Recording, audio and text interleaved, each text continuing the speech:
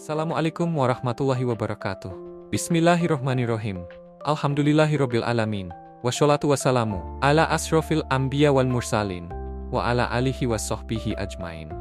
Segala puji bagi Allah yang Maha Pengasih dan Maha Penyayang yang telah melimpahkan rahmat dan nikmat yang tak terhingga kepada kita semua.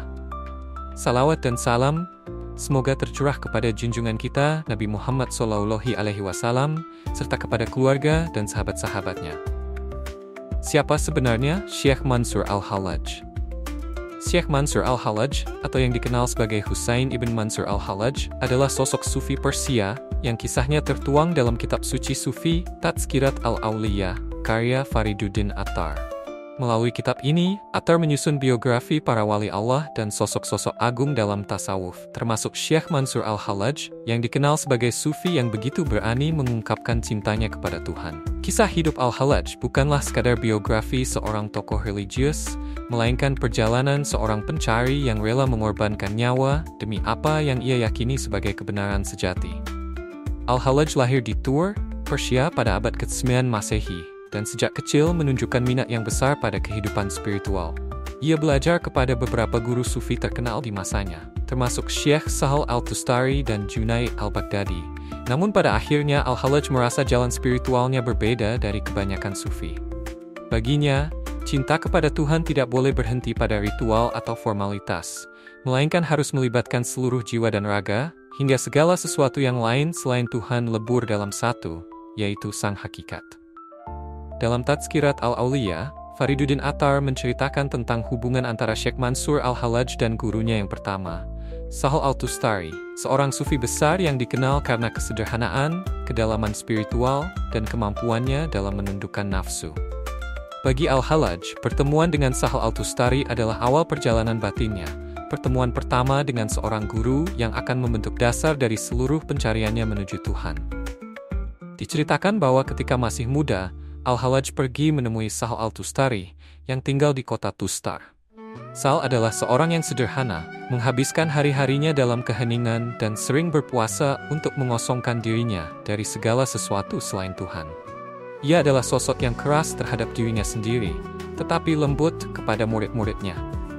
Ketika Al-Hallaj tiba di hadapannya, Sahal melihat ada cahaya kegelisahan di mata pemuda ini, sebuah kerinduan yang dalam akan sesuatu yang belum bisa ia jelaskan. Di bawah bimbingan Sahal, Al-Hallaj belajar untuk hidup dalam kesederhanaan yang mutlak. Sahal mengajarinya bahwa seorang pencinta Tuhan tidak membutuhkan kemewahan dunia, hatinya harus menjadi tempat tinggal bagi Tuhan saja, tanpa terganggu oleh keinginan duniawi. Jika engkau ingin menemukan Tuhan, kata Sahal, maka lepaskan segala yang bukan Dia. Nasihat ini begitu mengena bagi Al-Hallaj muda, dan ia mulai menjalani kehidupan yang sederhana, mengosongkan hatinya dari cinta pada dunia, seperti yang diperintahkan gurunya. Sahal juga mengajarkan kepada Al-Hallaj tentang pentingnya puasa. Bukan hanya puasa fisik dari makan dan minum, tetapi puasa dari segala bentuk kesenangan yang dapat membuat hati lengah dari mengingat Tuhan. Setiap kali Al-Hallaj merasakan dorongan dari nafsu atau keinginan yang tak terkendali, Sahal mengingatkannya untuk kembali kepada keheningan batin, agar ia selalu terhubung dengan Sang Pencipta. Sahal mengatakan kepadanya bahwa Tuhan hanya akan hadir dalam hati yang bersih, yang bebas dari ego dan keinginan pribadi. Di bawah bimbingan Sahal, Al-Hallaj juga belajar tentang makna zikir yang mendalam, yang dilakukan bukan hanya dengan lisan, tetapi dengan hati dan seluruh jiwanya. Zikir bagi Sahal bukanlah sekadar menyebut nama Tuhan, tetapi merasakan kehadiran Tuhan dalam setiap detak jantung, setiap tarikan napas, hingga dalam setiap aliran darah. Al-Hallaj diajarkan bahwa zikir yang sejati adalah ketika seseorang sudah tidak lagi mengingat dirinya sendiri, melainkan yang ada hanyalah ingatan kepada Tuhan. Dengan cara inilah, Al-Hallaj mulai belajar menghilangkan akunya sedikit demi sedikit, seperti yang dikehendaki oleh Sahal. Namun, Attar menuturkan bahwa jiwa Al-Hallaj bagaikan api yang membara. Pengajaran yang diterimanya dari Sahal membuat api cintanya kepada Tuhan semakin besar. Kerinduannya kepada Tuhan menjadi semakin kuat, hingga mencapai titik di mana ia merasa tidak lagi bisa berada di dekat manusia tanpa merasakan kepedihan yang mendalam.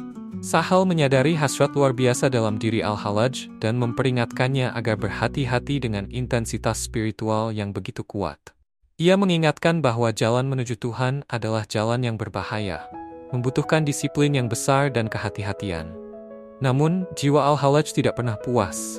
Ia ingin mencapai langsung pada hakikat Tuhan. Ia ingin melebur dalam cinta ilahi dan merasakan kehadiran Tuhan secara nyata, bukan sekadar melalui pengetahuan atau pelajaran. Al-Hallaj mulai merasa bahwa meskipun Sahel telah membimbingnya dalam banyak hal, ada jalan yang lebih dalam yang ingin ia tempuh. Dengan hati yang penuh hormat, Al-Hallaj akhirnya meninggalkan Sahel Al-Tustari untuk melanjutkan perjalanan batinnya sendiri. Namun ia membawa semua pelajaran dari gurunya yang pertama itu di dalam hatinya.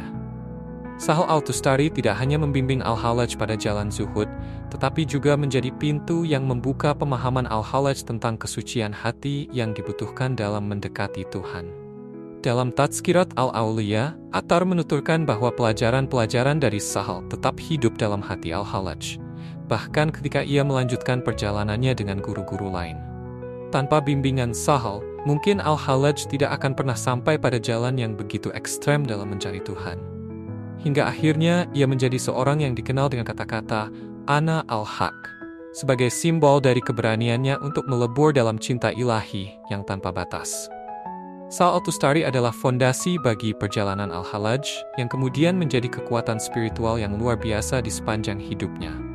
Sebuah warisan yang membentuknya menjadi sufi pemberani yang mengenang Tuhan dalam setiap tarikan napas dengan keyakinan yang tak tergoyahkan.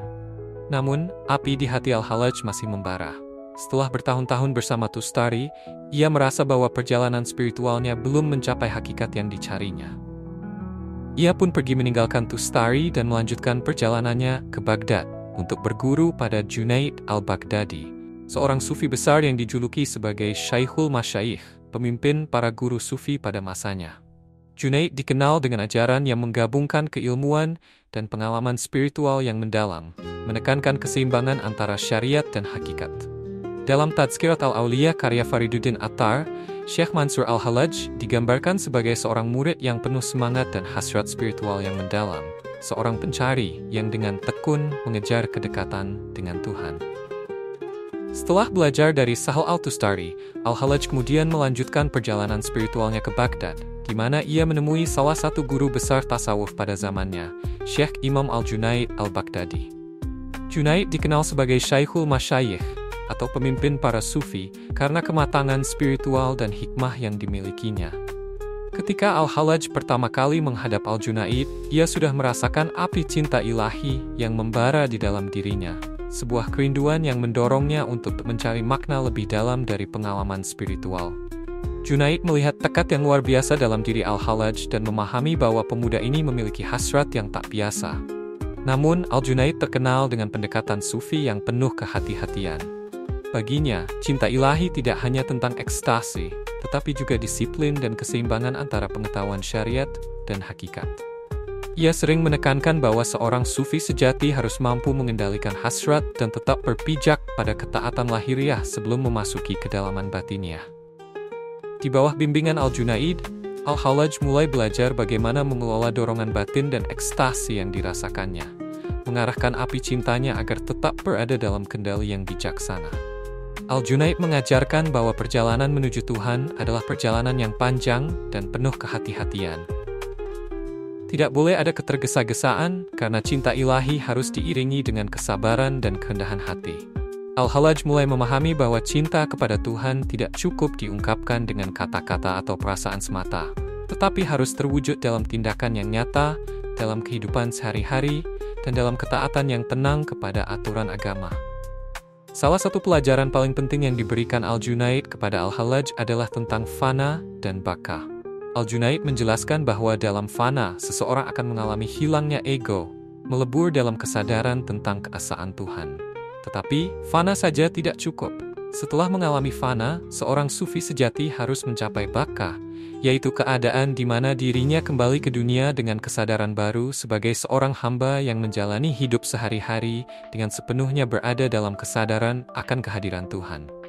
Junaid menekankan bahwa fana adalah sebuah pengalaman, tetapi baka adalah keadaan yang lebih tinggi.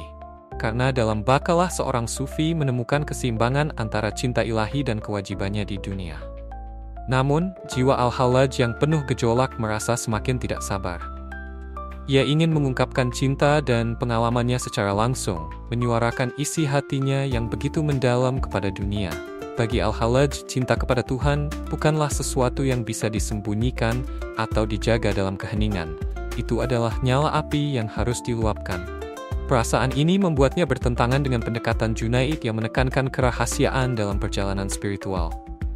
Menurut Al-Junaid, pengalaman batin yang mendalam harus disembunyikan dari orang banyak. Karena tidak semua orang bisa memahami apa yang dialami oleh seorang sufi. Al-Hallaj mulai sering berdebat dengan gurunya, merasa bahwa pengalamannya dengan Tuhan adalah sesuatu yang begitu besar dan perlu diungkapkan agar orang lain juga dapat merasakan cinta yang sama. Ia sering meminta kepada Al-Junaid agar diperbolehkan berbicara lebih bebas tentang hakikat ilahi yang dirasakannya. Tetapi Al-Junaid menegaskan bahwa jalan sufi adalah jalan yang tersembunyi. Apa yang dilihat dan dirasakan oleh seorang sufi harus tetap terjaga di dalam dirinya, sebagai rahasia antara hamba dan Tuhannya. Attar menuturkan bahwa pada akhirnya, perbedaan pandangan ini membuat Al-Hallaj memilih untuk melanjutkan perjalanannya sendiri, meskipun ia tetap menghormati gurunya dan membawa semua pelajaran yang diberikan oleh Al-Junaid dalam hatinya. Dari Al-Junaid, Al-Hallaj belajar untuk menyeimbangkan antara cinta dan disiplin, antara kerinduan yang menggebu-gebu dan ketaatan yang tenang. Namun, dorongan batinnya yang tak terbendung mengantarnya untuk mencari jalan yang berbeda, jalan yang penuh dengan ungkapan cinta yang terbuka dan tanpa rasa takut. Ketika Al-Hallaj akhirnya meninggalkan Junaid, ia membawa dalam hatinya pelajaran tentang fana dan baka, juga pentingnya keseimbangan dalam kehidupan seorang pencari. Namun, ia juga membawa hasrat yang menggebu-gebu untuk berbicara tentang Tuhan dengan cara yang terbuka. Bahkan jika itu berarti ia harus menghadapi bahaya. Perpisahan dengan Al-Junaid menjadi titik awal bagi Al-Hallaj untuk memasuki jalan spiritualnya sendiri. Sebuah jalan yang tidak pernah berhenti dalam keheningan, tetapi yang bergemuruh dengan ungkapan cinta kepada Tuhan yang berani dan penuh gairah. Kerinduan Al-Hallaj untuk mengalami Tuhan secara langsung semakin kuat. Bimbingan Junaid meskipun mendalam masih belum cukup bagi jiwanya yang bergejolak. Ia merindukan pengalaman lebih mendalam, pengalaman di mana dirinya benar-benar lenyap dan yang tersisa hanyalah Tuhan. Dalam Tazkirat Al-Auliya, Attar menggambarkan Al-Hallaj sebagai seorang murid yang selalu merasa ada jalan yang lebih tinggi, yang mendorongnya meninggalkan Junaid meskipun Junaid adalah salah satu guru terbesar pada masa itu. Dalam Tazkirat Al-Auliya, Fariduddin Attar mengisahkan bagaimana Syekh Mansur Al-Hallaj setelah melalui bimbingan dari beberapa guru sufi besar, akhirnya bertemu dengan Syekh Al-Harith Al-Muhasibi, seorang sufi terkenal yang dikenal karena ajaran-ajarannya tentang muhasabah atau introspeksi diri yang mendalam. Bagi Al-Hallaj, pertemuan ini menjadi titik penting dalam perjalanan spiritualnya, karena di bawah bimbingan Al-Muhasibi, ia belajar untuk menghadapi dan mengenali dirinya sendiri dengan lebih jujur dan mendalam. Ketika Al-Hallaj pertama kali menemui Al-Muhasibi, ia sudah membawa api cinta ilahi yang berkobar-kobar dalam dirinya, sebuah kerinduan yang selalu membawanya dari satu guru ke guru lainnya. Al-Muhasibi di sisi lain adalah seorang sufi yang sangat mendalami konsep muhasabah, pemikiran yang mendalam dan penelaahan terus-menerus atas diri sendiri. Bagi Al-Muhasibi, mengenali Tuhan berarti pertama-tama mengenali hati dan jiwa manusia, menemukan kelemahan, ketakutan, dan ego yang tersembunyi di dalamnya, lalu membersihkannya agar Tuhan dapat bersemayam di dalam hati. Dibimbing oleh Al-Muhasibi, Al-Hallaj belajar untuk melihat setiap aspek dari dirinya sendiri dengan lebih jernih. Al-Muhasibi mengajarkan bahwa seorang pencari sejati tidak boleh buta terhadap dirinya sendiri. Setiap niat, setiap pikiran, dan setiap tindakan harus diperiksa dengan cermat. Al-Muhasibi seringkali mengingatkan Al-Hallaj bahwa setinggi apapun cinta yang ia rasakan kepada Tuhan, ia tetap harus waspada terhadap ego atau keakuan yang bisa muncul tanpa disadari. Melalui introspeksi yang mendalam, Al-Hallaj mulai memahami bahwa dalam dirinya masih ada bagian-bagian yang harus dibersihkan dan disucikan. Salah satu pelajaran terpenting dari Al-Muhasibi kepada Al-Hallaj adalah tentang keikhlasan sejati. Al-Muhasibi menjelaskan bahwa keikhlasan bukanlah sekadar kata-kata atau tindakan, melainkan kondisi hati yang benar-benar berserah diri kepada Tuhan tanpa pamrih, tanpa keinginan untuk diakui atau dipuji. Bagi Al-Hallaj, pelajaran ini terasa sangat mendalam. Ia mulai menyadari bahwa di dalam hatinya ada keinginan-keinginan yang mungkin masih terikat pada keakuan. Hasrat untuk dikenal sebagai seorang yang mencintai Tuhan. Atau mungkin bahkan keinginan untuk menjadi seseorang yang istimewa di mata Tuhan. Al-Muhasibi juga mengajarkan pentingnya ketenangan batin dan kontrol terhadap emosi. Ia mengingatkan Al-Hallaj bahwa perjalanan spiritual seringkali penuh dengan godaan dan tantangan yang bisa menyesatkan hati. Al-Hallaj diminta untuk senantiasa menjaga dirinya dari segala bentuk kebanggaan yang mungkin muncul akibat pengalaman spiritual yang tinggi. Menurut Al-Muhasibi, seorang pencinta sejati tidak boleh merasa tinggi atau berbeda, bahkan jika ia telah mengalami hal-hal yang luar biasa dalam hubungannya dengan Tuhan. Bagi Al-Hallaj, ini adalah pelajaran yang berat, tetapi penting. Karena ia mulai memahami bahwa cinta ilahi tidak akan terwujud sepenuhnya dalam diri yang masih tersisa ego. Attar menuturkan bahwa, selama belajar dengan Al-Muhasibi, Al-Hallaj berusaha untuk mencapai tingkat kebeningan hati yang lebih tinggi. Ia semakin disiplin dalam melakukan muhasabah, memeriksa setiap niat dan pikirannya dengan saksama. Ia bahkan mencapai titik di mana ia dapat mengamati setiap getaran batinnya, seolah-olah jiwanya benar-benar terbuka dan transparan di hadapan Tuhan. Namun semakin dalam ia menyelami introspeksi diri, semakin besar pula kerinduannya untuk menemukan Tuhan yang sesungguhnya, yang berada di balik semua lapisan diri manusia. Meski demikian, api cinta dalam hati Al-Hallaj tak pernah padam. Bahkan, pelajaran dari Al-Muhasibi justru memperkuat keyakinannya bahwa Tuhan harus ditemukan tanpa perantara, tanpa batasan-batasan keakuan atau ego. Al-Hallaj merasa bahwa muhasabah ini telah membersihkan jalannya menuju Tuhan. Namun pada saat yang sama, ia juga merasa bahwa apa yang ia cari ada di luar batas pengetahuan dan introspeksi. Ia ingin melampaui segala konsep dan merasakan Tuhan secara langsung, tanpa ada yang tersisa dari dirinya sendiri. Pada akhirnya, setelah melalui pelajaran yang mendalam dari Al-Muhasibi, Al-Hallaj merasa bahwa ia telah mencapai pemahaman yang lebih mendalam tentang keikhlasan dan kejujuran dalam cinta kepada Tuhan. Namun, jiwanya yang penuh gairah mendorongnya untuk terus mencari. Ia berpamitan kepada Al-Muhasibi, meskipun dengan rasa hormat yang dalam, dan melanjutkan perjalanannya dengan membawa pelajaran penting ini di dalam hatinya. Al-Muhasibi telah mengajarkannya cara membersihkan jiwa. Dalam perjalanan hidupnya, Al-Hallaj tetap membawa warisan ajaran Al-Muhasibi. Sebuah hati yang senantiasa melakukan muhasabah, memeriksa dirinya, dan berusaha mencapai keikhlasan sejati dalam mencintai Tuhan. Pelajaran ini menjadi bagian penting dari jalan spiritualnya. Sebuah pondasi yang membuatnya tetap teguh dan jujur dalam pencariannya. Meskipun akhirnya ia harus menghadapi cobaan besar karena cinta kepada Tuhan yang diungkapkannya. Bimbingan Al-Muhasibi menjadi cahaya yang menuntunnya. Sebuah kesadaran akan diri yang menuntunnya untuk mengabdi kepada Tuhan dengan sepenuh hati. Sebagai seorang pecinta sejati yang telah meleburkan seluruh dirinya dalam lautan cinta ilahi. Setelah bertahun-tahun mendalami tasawuf dengan para guru yang berbeda, Al-Hallaj akhirnya memutuskan untuk berjalan di jalannya sendiri.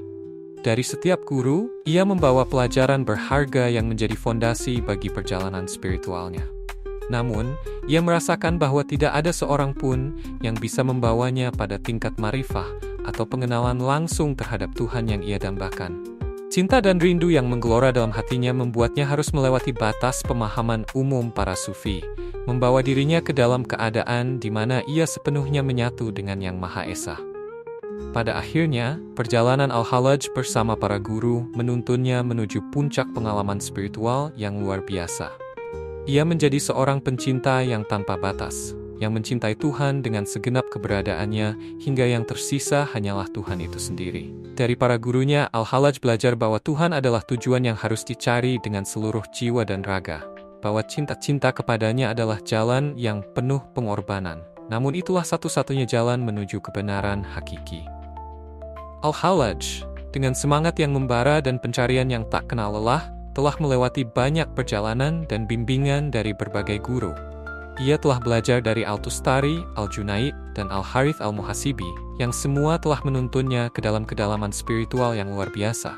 Namun, semakin dalam ia menyelami rahasia hakikat Tuhan, semakin kuat pula kerinduannya untuk menyatakan pengalaman batinnya kepada dunia.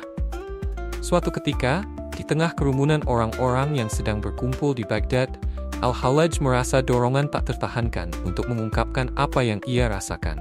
Ia telah mengalami pengalaman spiritual yang mendalam, di mana ia merasakan kehadiran Tuhan dalam setiap aspek kehidupannya. Dalam keadaan yang penuh penghayatan dan ekstase, ia berdiri di hadapan banyak orang dengan hati yang penuh semangat dan mengucapkan kata-kata yang mengguncang. Ana Al-Haq. Ketika Al-Hallaj mengucapkan kalimat ini, suasana menjadi tegang. Beberapa orang terdiam sementara yang lain mulai berbisik, terkejut dan tidak mengerti. Ana Al-Haq adalah sebuah pernyataan yang menggambarkan pengenalan diri yang mendalam, bahwa ia merasa telah. Ketika Al-Hallaj mengucapkan kalimat ini, suasana menjadi tegang. Beberapa orang terdiam, sementara yang lain mulai berbisik, terkejut, dan tidak mengerti. Ana Al-Haq adalah sebuah pernyataan yang menggambarkan pengenalan diri yang mendalam, bahwa ia merasa telah melebur dalam kebenaran ilahi. Dalam pandangannya, setiap makhluk adalah refleksi dari Tuhan, dan ketika ia berkata, "Aku adalah kebenaran," ia sebenarnya sedang mengungkapkan hubungan spiritualnya yang intim dengan Sang Pencipta. Namun, kata-kata Al-Hallaj bukan hanya sekadar ungkapan kehadiran Tuhan dalam dirinya. Ia memahami bahwa ungkapan ini akan membawa konsekuensi yang besar. Banyak orang mulai memandangnya dengan curiga. Bahkan ada yang menuduhnya melakukan penistaan. Di dalam masyarakat yang sangat menghormati tradisi dan hukum, pernyataan Al-Hallaj dianggap melanggar batasan-batasan yang ada. Meski demikian, Al-Hallaj tidak merasa gentar. Dalam hatinya ia tahu bahwa ungkapannya adalah bentuk kebenaran spiritual yang hakiki.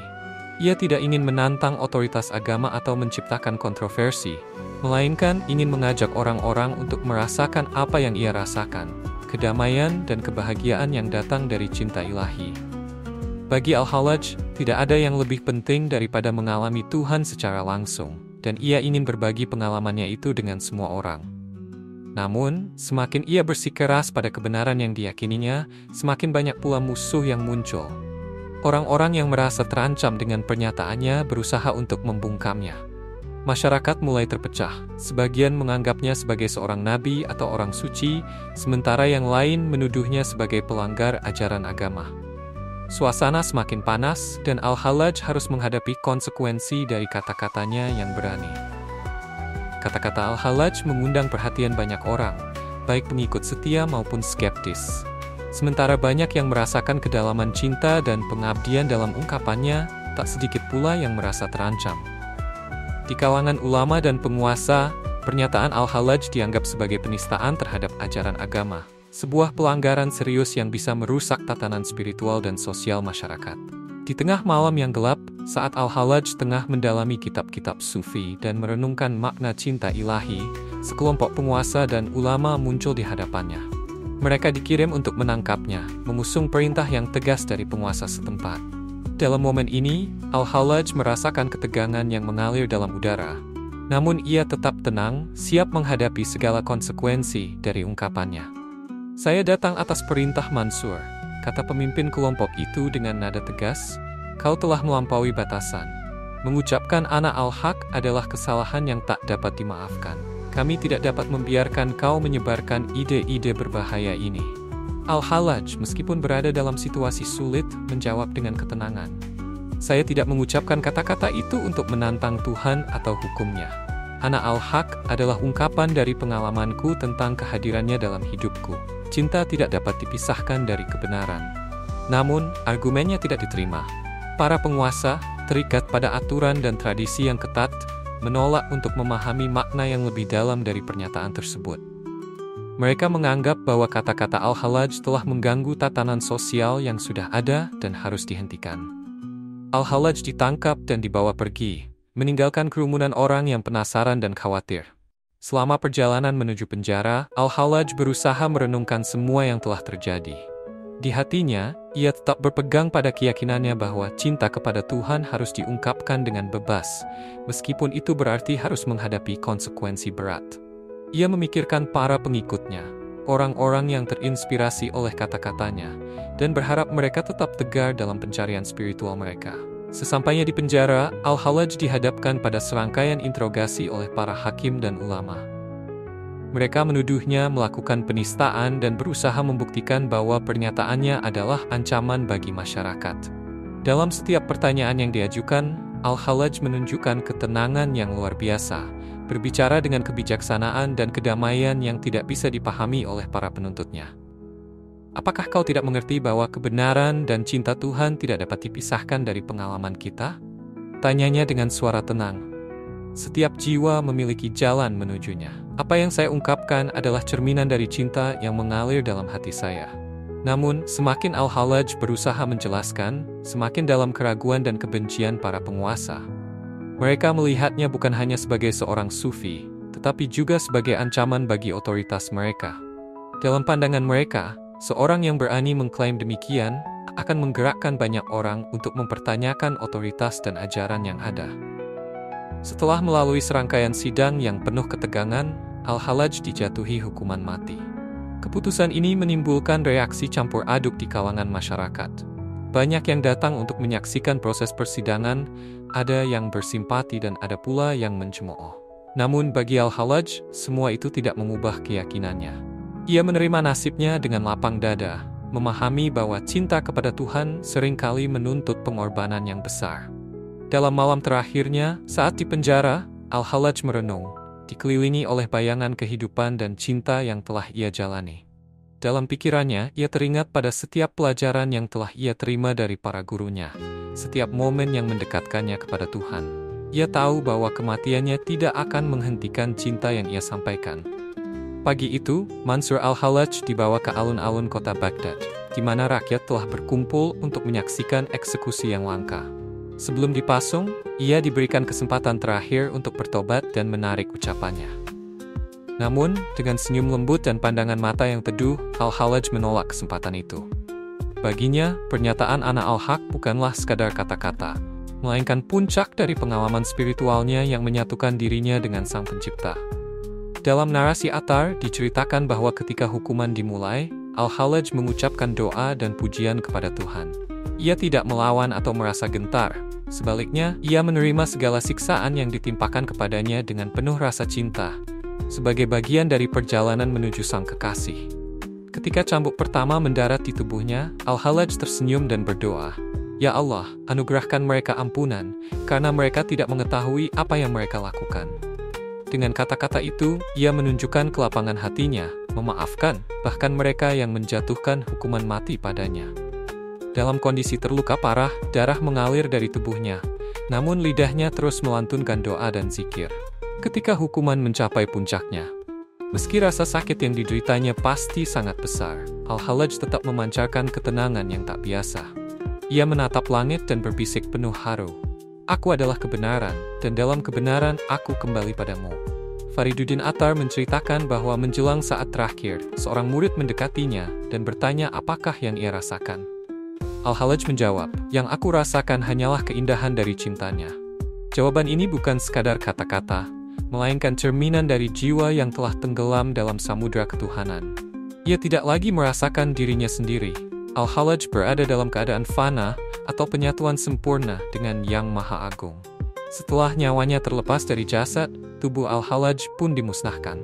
Namun, kisah hidup dan kematiannya menjadi legenda yang hidup dalam sejarah tasawuf. Kematian Al-Hallaj dalam pandangan Attar bukanlah akhir, melainkan puncak dari kehidupan yang diisi dengan pengabdian total kepada Tuhan. Keberanian dan cintanya yang tanpa batas kepada Sang Pencipta menjadi teladan bagi para pencari kebenaran yang ingin menempuh jalan spiritual. Setelah wafatnya Syekh Mansur Al-Hallaj, ajarannya justru semakin tumbuh dan menyebar di kalangan para pencari kebenaran dan pecinta mistisisme.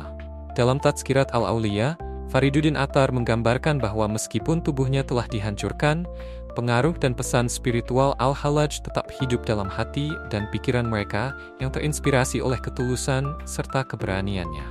Bahkan, bagi sebagian besar kaum sufi, Al-Hallaj dianggap sebagai seorang martir yang mati demi cintanya kepada Tuhan, serta sebagai simbol dari pencapaian spiritual tertinggi, fana, dalam Sang Pencipta. Ajaran Al-Hallaj yang paling terkenal adalah tentang konsep fana, kehilangan diri, dan baka, kekekalan dalam Tuhan. Al-Hallaj mengajarkan bahwa untuk mencapai kedekatan dengan Tuhan, seorang sufi harus kehilangan segala keakuan atau ego, sehingga seluruh keberadaan dirinya larut dalam keberadaan ilahi.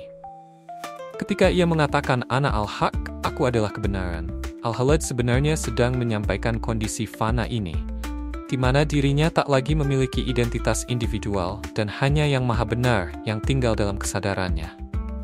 Bagi para murid yang mencoba memahami ajarannya, kata-kata Al-Hallaj adalah undangan untuk melepaskan diri dari keterikatan duniawi dan mendekat pada hakikat ilahiyah. Attar juga mengisahkan bahwa meskipun pernyataan-pernyataan Al-Hallaj seringkali sulit dipahami dan bahkan kontroversial, banyak orang yang tertarik pada ajarannya justru setelah ia wafat. Para pengikutnya mencoba memahami ungkapan-ungkapan puitisnya yang penuh misteri dan cinta, serta melihat bahwa kematian Al-Hallaj bukanlah hukuman, tetapi puncak dari perjalanan spiritualnya. Bagi mereka, Al-Hallaj adalah seorang yang telah melewati segala batasan duniawi dan menunjukkan bahwa cinta kepada Tuhan memerlukan pengorbanan yang besar. Kematian yang ia alami dengan penuh keikhlasan menjadi bukti dari ketulusan dan kesucian cintanya pada Tuhan. Selain konsep fana, Al-Hallaj juga mengajarkan tentang tauhid atau kesatuan yang mutlak dengan Tuhan. Menurut ajarannya, Tuhan dan ciptaannya tidaklah terpisah. Dalam makna terdalam, segala sesuatu adalah pancaran dari wujud Tuhan yang satu. Hal ini yang membuat Al-Hallaj terlihat begitu berbeda dari para sufi lainnya. Ia berani menegaskan bahwa cinta sejati kepada Tuhan hanya bisa dicapai dengan memahami kesatuan tersebut. Ketika seseorang melihat Tuhan dalam segala sesuatu, maka tiada lagi jarak atau pemisahan antara hamba dan Sang Pencipta. Ajaran ini membuat para sufi yang datang setelahnya merenungi makna hidup dan hubungan manusia dengan Tuhan dalam cara yang lebih mendalam. Mereka yang terinspirasi oleh ajaran Al-Hallaj merasakan bahwa cinta ilahi yang sempurna melampaui aturan-aturan kaku dan formalitas ibadah semata. Ajarannya mengajak mereka untuk benar-benar hidup dalam kehadiran Tuhan, tidak hanya secara ritualistik, tetapi dalam setiap helaan nafas dan gerak hidup sehari-hari. Melalui Tazkirat Al-Awliya, Attar mengabadikan pesan Al-Hallaj sebagai penanda bahwa ajaran spiritual sejati tak akan pernah lenyap dengan kematian fisik. Ajaran dan kisah hidupnya telah menjadi cahaya bagi para pencari di jalan tasawuf, memberikan mereka pelajaran tentang ketulusan, keberanian, dan pengorbanan demi cinta yang tulus kepada Tuhan. Attar menulis bahwa meski sosok Al-Hallaj dihukum sebagai seorang pemberontak, ia diingat sebagai seorang sufi yang mengajarkan bahwa cinta kepada Tuhan mengharuskan seorang hamba untuk melebur, hingga tiada lagi yang tersisa, kecuali dia semata. Dalam Tazkirat Al-Awliya, Fariduddin Attar mengisahkan beberapa karomah, keajaiban atau mukjizat kecil, yang dinisbatkan kepada Syekh Mansur Al-Hallaj. Karomah-karomah ini menonjolkan kerohanian mendalam dan kekuatan cinta ilahiyah yang begitu kuat pada dirinya, sehingga realitas di sekitarnya tampak tunduk pada kehendaknya.